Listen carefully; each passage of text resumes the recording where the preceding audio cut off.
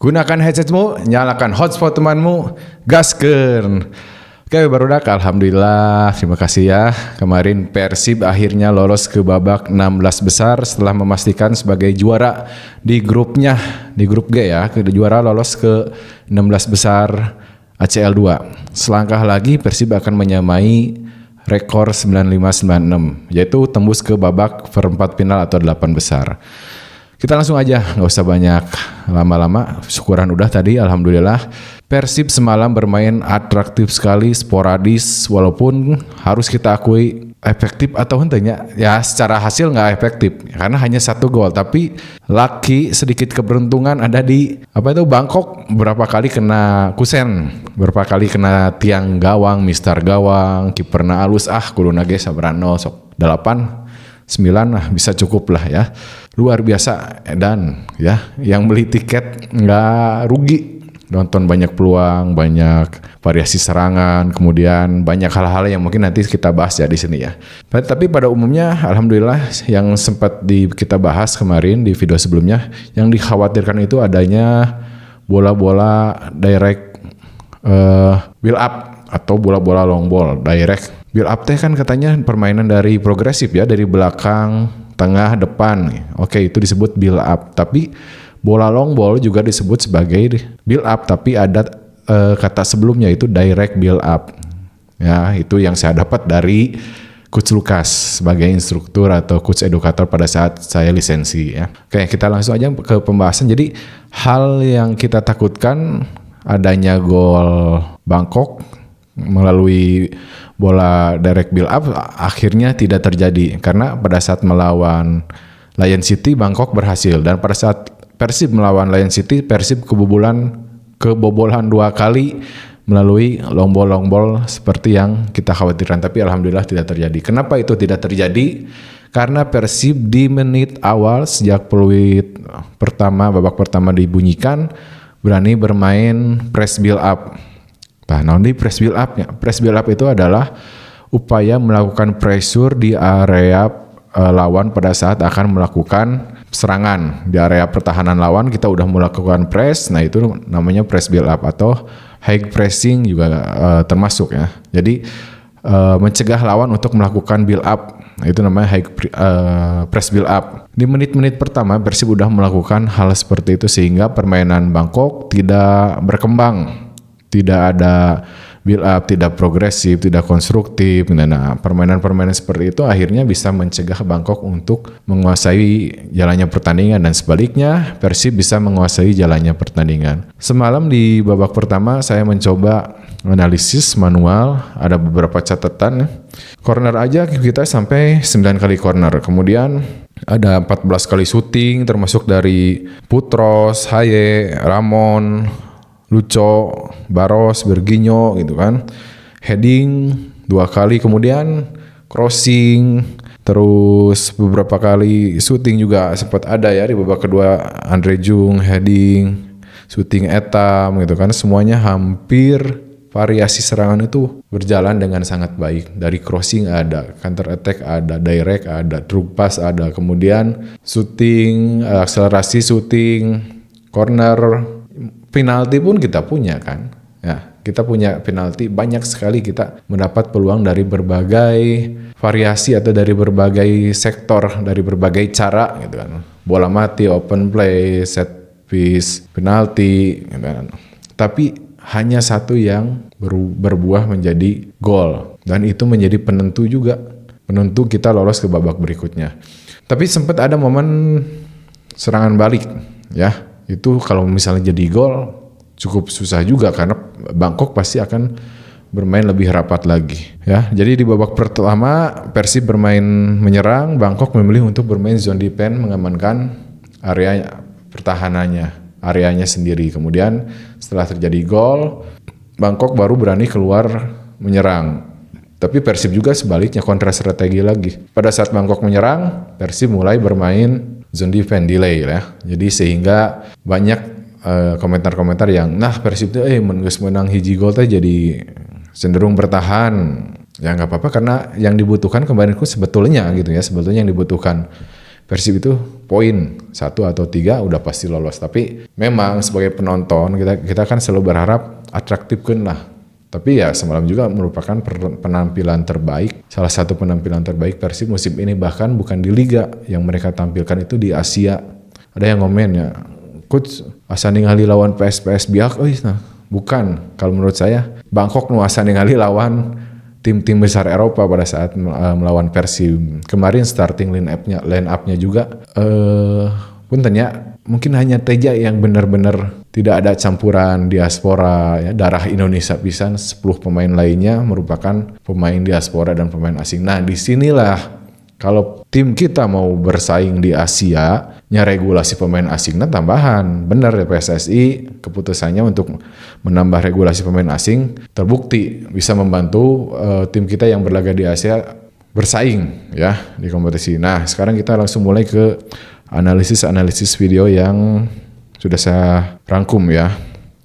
Nih ada momen di menit 6 ya, di menit ke-6 adanya crossing dari sayap kanan.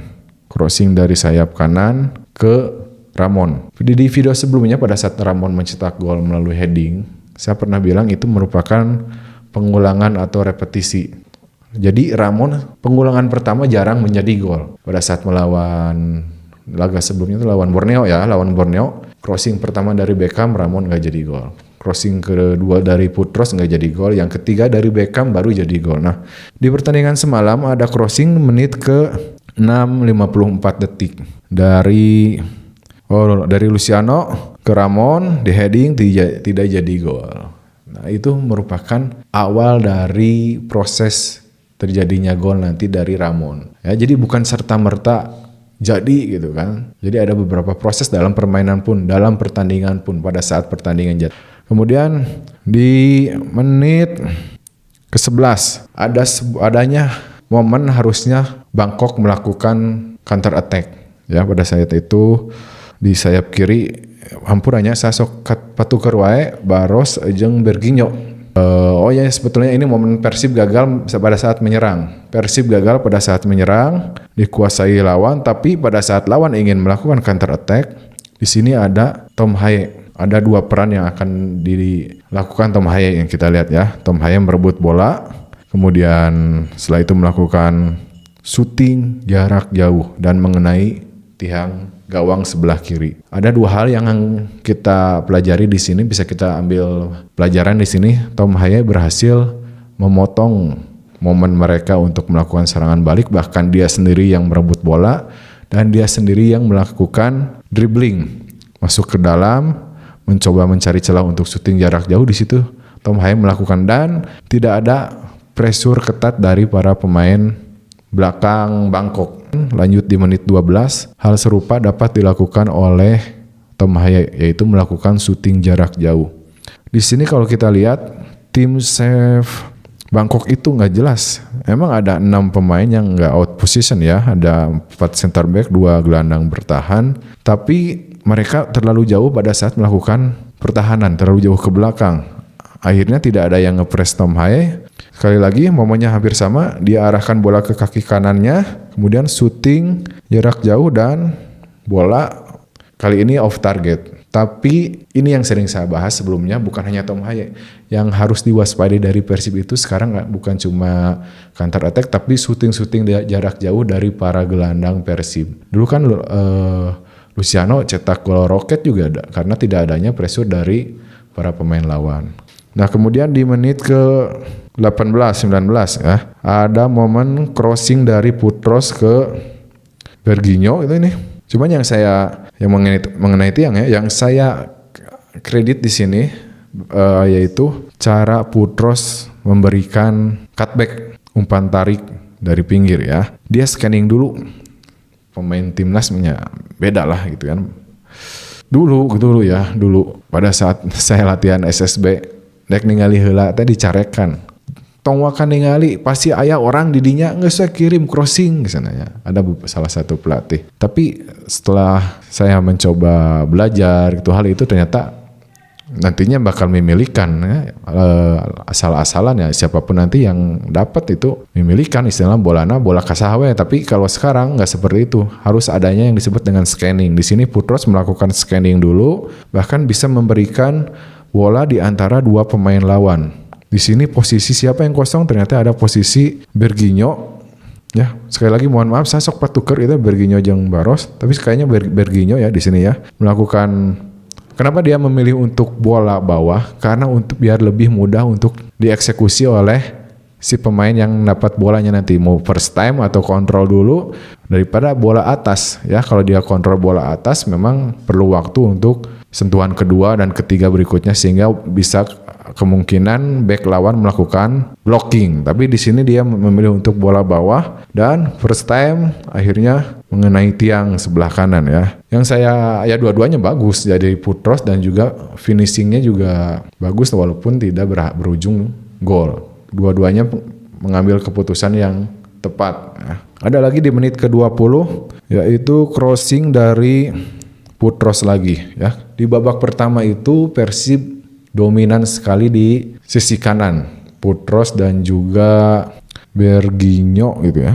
Ya, Berginho 2 kali crossing, Putros 5 kali crossing di babak pertama. Nah, di sini di menit ke-20 ada crossing yang sekali lagi ini hasil dari scanning yang dilakukan oleh Putros. Nggak asal-asalan crossingnya, dia ambil tiang 2 ya, tiang jauh, dan di situ dapat dieksekusi, tapi kipernya cukup bagus ya. Kemudian ada momen Persib hampir kebobolan nih ya. Ini kedudukan masih 0-0. Momen ini serangan balik dari lawan sepertinya ya, serangan balik dari Bangkok, karena di sisi kiri kosong. Tidak ada fullback kiri Eliano ataupun Mark Locke yang mengisi kekosongan Eliano, karena serangannya begitu cepat ya sehingga terlihat kosong. Dia udah berhadapan 1 lawan 1 dengan Teja tapi tidak terjadi gol. Nah, mudah-mudahan ini kedepannya bisa diantisipasi oleh Persib ya, apalagi di babak 16 besar. Kalau finishing lawan bagus itu udah bisa menjadi gol buat lawan.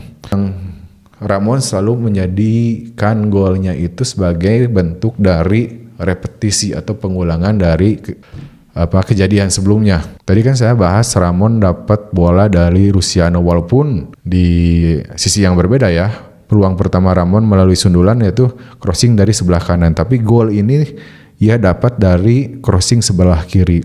Ya itu saya bilang Ramon itu benar-benar cerdik, tahu lah, benar belajar dari pengalaman tuh, walaupun pengalamannya masih di pertandingan ini ya. Dia positioningnya bagus, kemudian mengarahkan jalur bolanya juga lebih bagus lagi setelah mendapatkan kesempatan yang berikutnya gitu. Akhirnya jadi gol. Nah, di sini Berginho juga scanningnya bagus, crossingnya bagus, tepat, walaupun dia melakukan sambil terjatuh ya. Dan ini nih, ada momen serangan pelanggaran yang tepat, menurut saya tepat dilakukan oleh Beckham, yaitu pada saat Bangkok mendapatkan Persib mendapatkan corner di menit ke 86 ya, adanya corner, gagal, nomor 14 kuasai bola. Nah, ini momen pas yang dilakukan oleh Beckham ya. Untungnya nih, perstat yang dilakukan nomor 14, dia mengarahkan bola ke belakang sehingga dia membelakangi gawang Persib.